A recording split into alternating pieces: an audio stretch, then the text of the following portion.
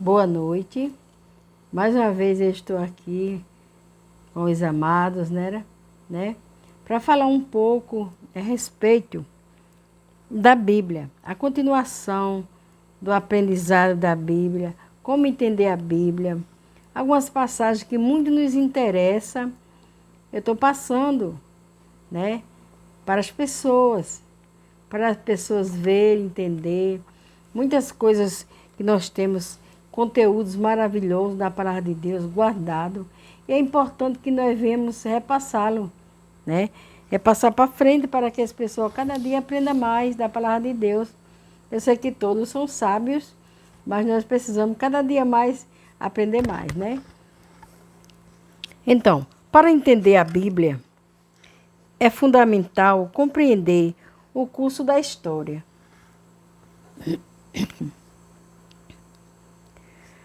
Desde a criação até a consumação. Além disso, é essencial manter em foco o tema unificante das Escrituras. O único tema frequente que se desenvolve ao remir ao longo da Bíblia, e toda a Bíblia, é o seguinte: Deus, para a sua própria glória, escolheu criar e remir para si um povo, um grupo de pessoas, a fim de serem servos em seu reinado.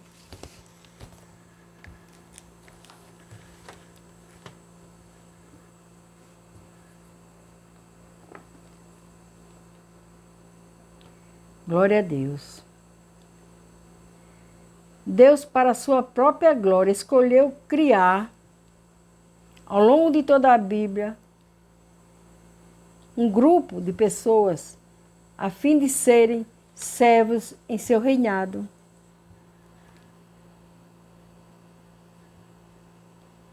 Em seu reinado eterno.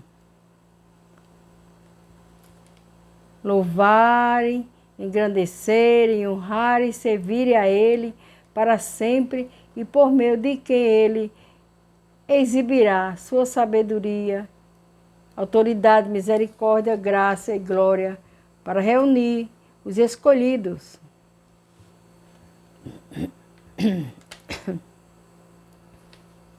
Deus tem de remi-los do pecado.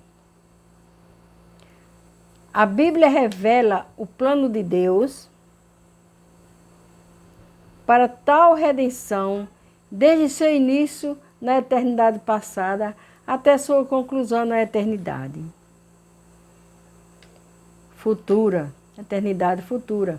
Nesse contexto, alianças, promessas e períodos são todos secundários ao plano contínuo da redenção. Há um só Deus. A Bíblia tem apenas um Criador. É um único livro, há somente um plano de graça, registrado desde seu início, passando por sua execução, até a sua consumação da predestinação,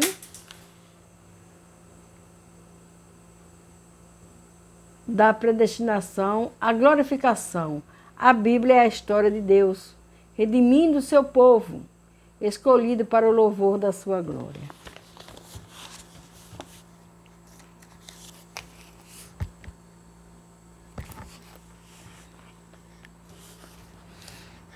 Glória a Deus. À medida que o plano e os propósitos redentores de Deus se desenrolam nas Escrituras, 5 temas recorrentes são enfatizados. Primeiro, o caráter de Deus. Segundo, o juízo pelo pecado e pela desobediência.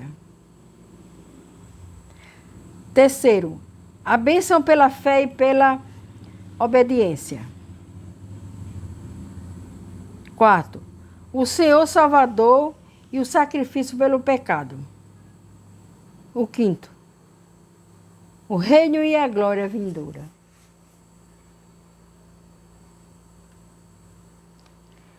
Todo o conteúdo revelado nas páginas do Antigo e do Novo Testamento está associado como essas 5 categorias.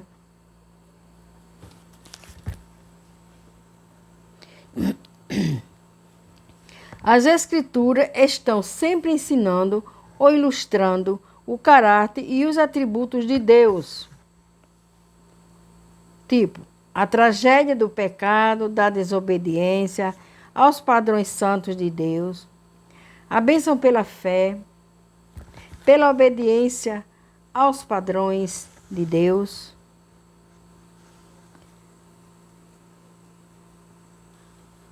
a necessidade de um Salvador por meio de quem, em virtude de sua justiça e substituição, pecadores podem ser perdoados, declarados justos e transformados, a fim de obedecer aos padrões de Deus.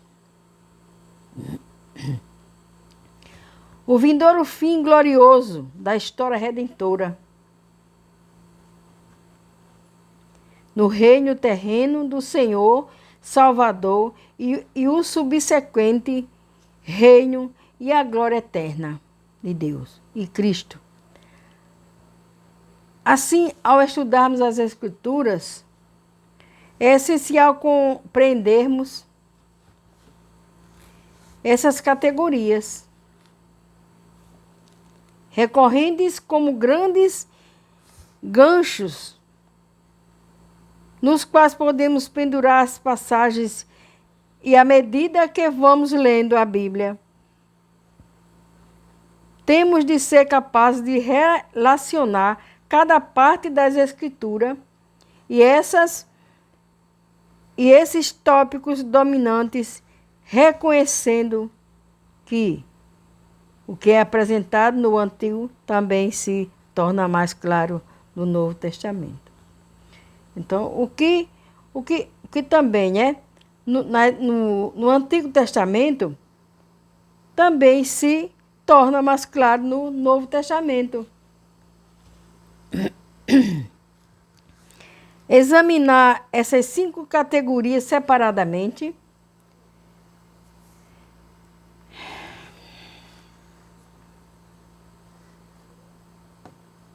nos dá uma visão geral da Bíblia. Então, amados, vou repetir. Examinar essas 5 categorias nos dá uma visão geral da Bíblia. Então, a revelação do caráter de Deus. Acima de tudo, as Escrituras são autorrevelação de Deus, uma vez que este se revela como Deus soberano do universo, que optou por criar o homem e ser conhecido dele.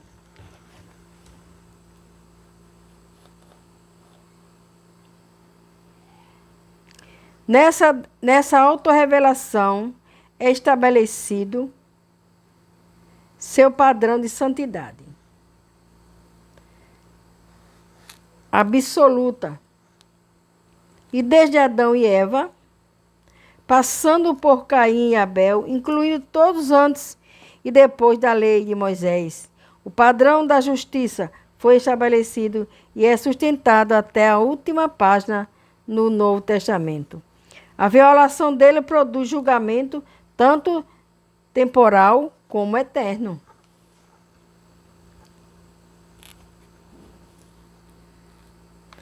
No Antigo, registra-se que Deus revelou a si mesmo pelos seguintes meios. Criação primariamente por meio do homem, que foi criado à sua imagem. O homem foi criado à imagem de Deus. Anjos, sinais, prodígios e milagres, visões, palavras proferidas tanto pelos profetas quanto por outras pessoas escrita no Antigo Testamento.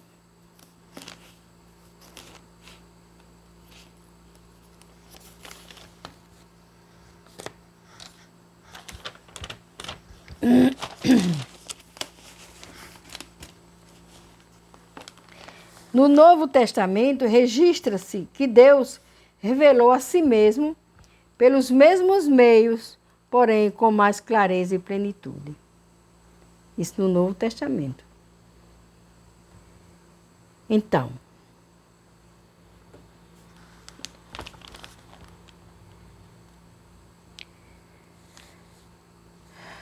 glória a Deus.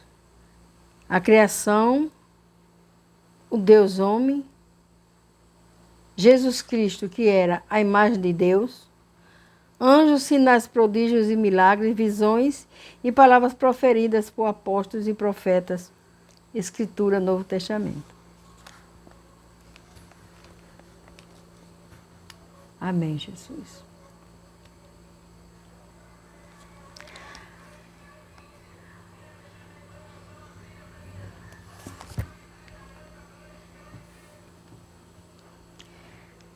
As Escrituras repetidamente tratam da questão do pecado do homem, que conduz ao julgamento divino, e diversos relatos bíblicos demonstram o impacto mortal da violência da lei de Deus sobre o tempo e a eternidade.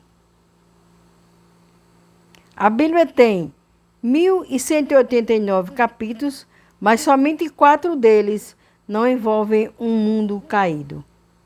Os 2 primeiros e os 2 últimos. Antes da queda e depois da criação do novo céu e da nova terra. O restante é a crônica da tragédia do pecado. No Novo Testamento, Deus mostrou a tragédia do pecado, a começar por Adão e Eva, passando por Caim e Abel, os patriarcas Moisés e os hebreus, os reis, os sacerdotes e alguns profetas. E nações gentias.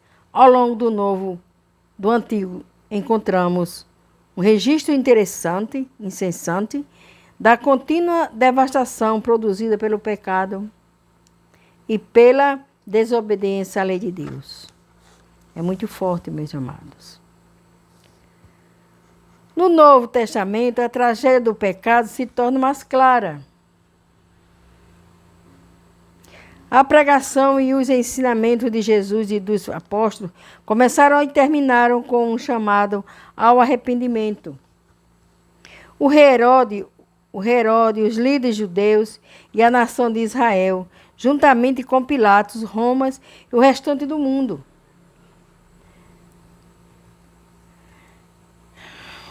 Glória a Deus. Todos eles rejeitaram o Senhor Salvador. Desprezaram a verdade de Deus e, consequentemente, condenam a si mesmos. A crônica do pecado continua imbatível até o fim da era. E o retorno de Cristo em julgamento e no Novo Testamento a desobediência até o fim da era. E o retorno de Cristo em julgamento e no Novo Testamento a desobediência é ainda mais flagrante do que no Antigo.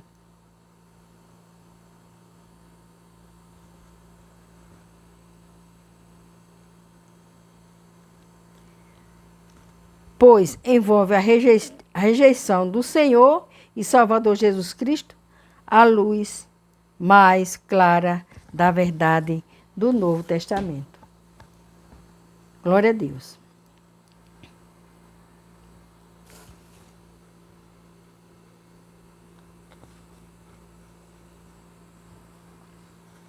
Então, mais adiante, né? Um pouco mais adiante, a revelação da bênção divina pela fé e pela obediência. Muito interessante. Então, as Escrituras repetidamente prometem grandes recompensas para o tempo atual e para a eternidade. Aqueles que confiam em Deus e buscam lhe obedecer. No Antigo, Deus mostrou a bênção do arrependimento do pecado, da fé nele e da obediência à sua palavra. Desde Abel, passando pelos patriarcas, até o remanescente de Israel, e até mesmo gentios que creram, por exemplo, o povo de Nínive.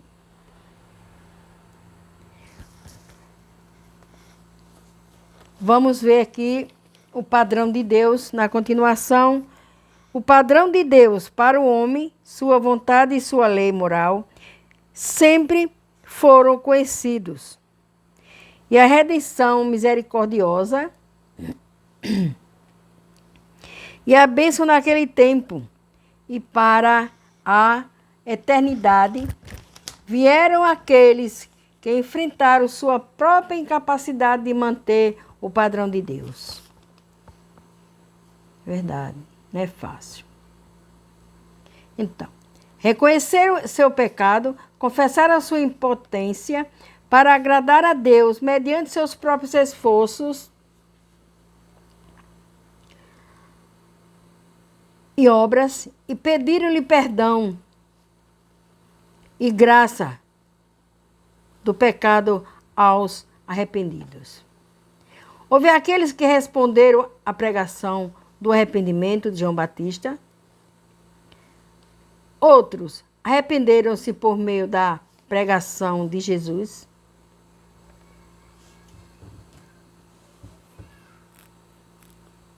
E também os de Israel obedeceram ao Evangelho mediante a pregação dos apóstolos.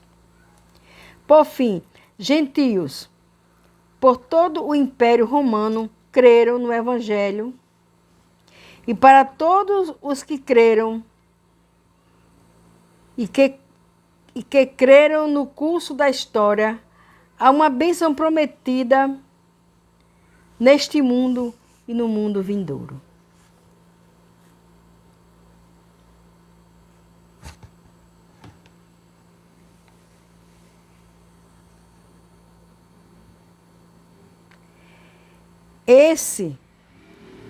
A revelação do Senhor e Salvador e o sacrifício pelo pecado.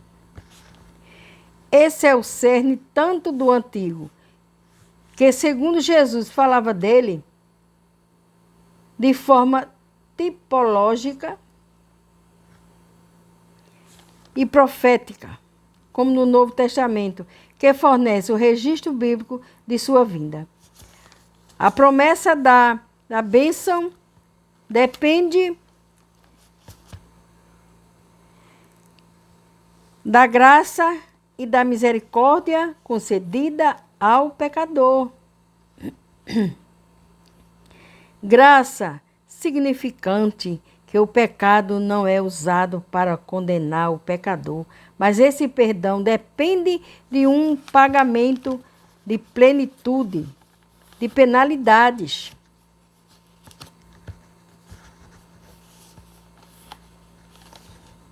Do pecado, para satisfazer a justiça santa. O que requer um substituto, alguém para morrer no lugar do pecador. O substituto, escolhido por Deus. O único que qualificou foi Jesus.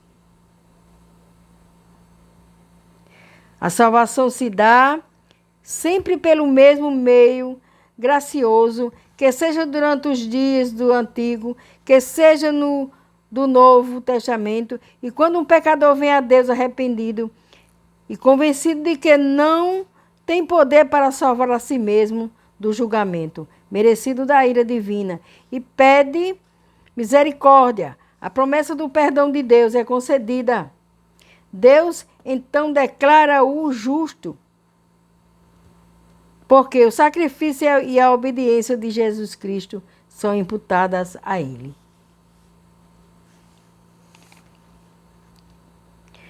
No Antigo,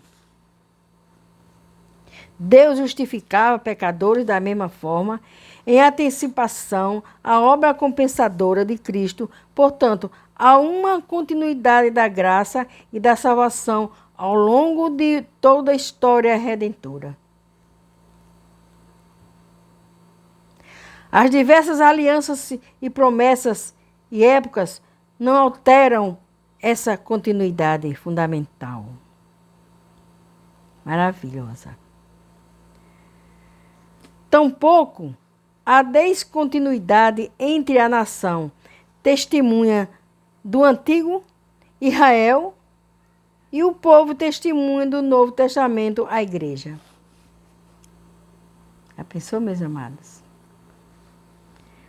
Uma continuidade fundamental é centrada na cruz, que de modo algum foi interrupção no plano de Deus.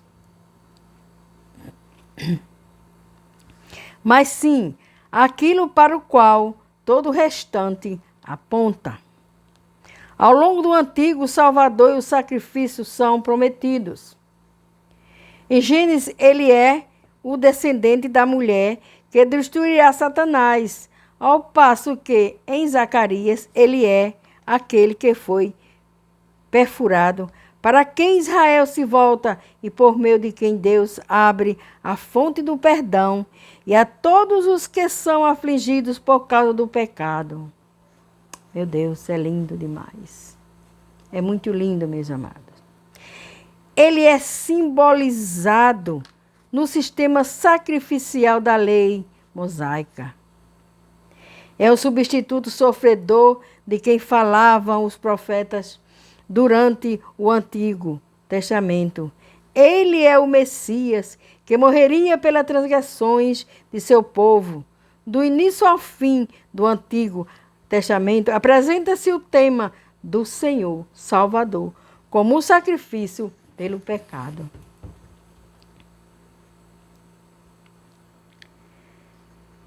É somente por causa do seu perfeito sacrifício pelo pecado que Deus graciosamente perdoa os que creem e se arrependem. Amém. Glória a Deus. No Novo Testamento, o seu Salvador veio e na cruz realizou o prometido sacrifício pelo pecado.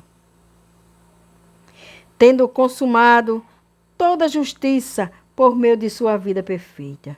Ele cumpriu a justiça mediante sua própria morte. Assim, o próprio Deus expiou. Glória a Deus. Glória a Deus, maravilha de Deus.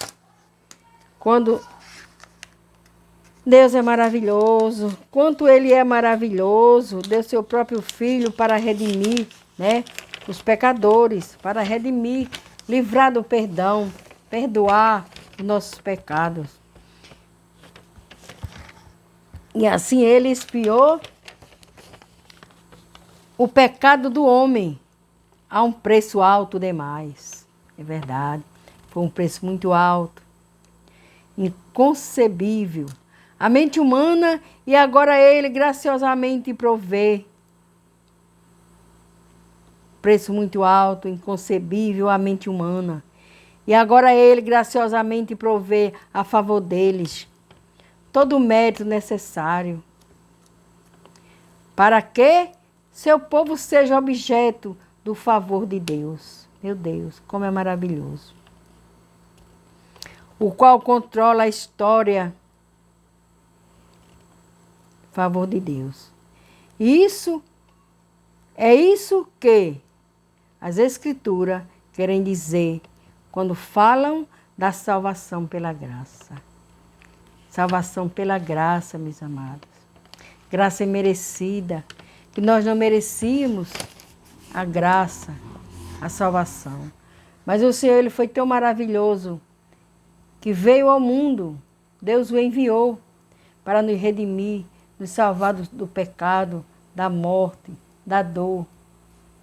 E hoje nós estamos aqui livres do pecado, porque o Senhor foi quem nos redimiu, derramou seu sangue inocente lá naquela cruz para salvar a gente, né? Por isso nós estamos aqui, meus amados, felizes, né? Na dependência de Deus. E essa foi uma parte da Escritura que eu quis ler, né? Passar para frente. E eu peço aos amados que compartilhem com as outras pessoas, com seus amigos, né? Compartilhe com seus parentes. Essa porção maravilhosa aqui da Bíblia passada para todos nós. Vamos repassar, vamos compartilhar, né? Essa porção tão maravilhosa da palavra de Deus. E assim eu termino aqui por hoje, por agora, meus amados. Pretendo voltar. Que o Senhor nos abençoe e nos guarde. Amém? Que sejam vocês povo de Deus também, em nome de Jesus. Amém? Eu creio nisso. Amém.